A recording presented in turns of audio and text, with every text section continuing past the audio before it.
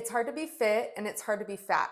Choose your hard. I want to be sensitive, but also share my honest and raw opinions about this because over 2/3 of Americans are either overweight or obese, which is a massive, massive problem. But the thing is I personally believe that most people know what to do. They know they need to eat less or they need to move more. But putting this into daily practices can be so hard for most people to do. And I think most people are relying on motivation, which will get them to the starting line. It'll get you off the couch.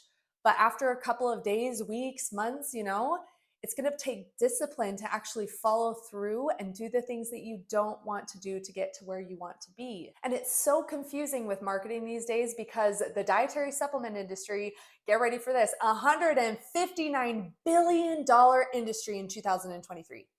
Can you believe that? But also at the same time, it's people that are profiting off of selling you something that you think is going to replace the daily habits that you know you should be doing, but you're going to avoid by taking it in a supplement form anyway. Speaking of finances, not to mention how expensive it can be to be overweight or obese, because when it comes to healthcare costs, you are way more likely to need pharmaceutical drugs, to need to go to doctor's visits, and to be getting care for chronic health diseases like cardiovascular disease or type 2 diabetes, or maybe forms of cancers and things like this that are more likely to happen when you are obese or overweight.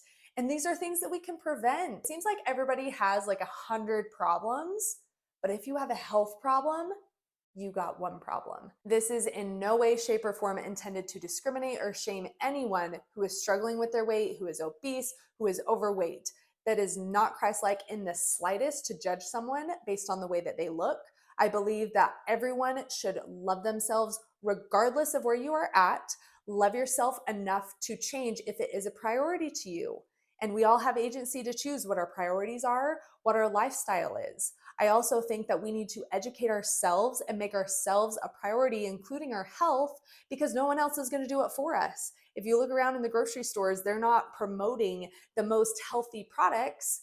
They're promoting what sells the most. And what sells the most isn't always what is best for our health. And interestingly enough, the food companies would love to put preservatives to increase the shelf life and even put in lower quality ingredients on the list because they're cheaper, because it lowers their bottom line and makes them more money. Same thing with big pharma. They benefit financially when you need them. I hope you guys can sense the genuine spot in my soul that this is coming from. I feel so passionate about this topic. Let me know what your thoughts are in the comments, and we'll talk to you soon.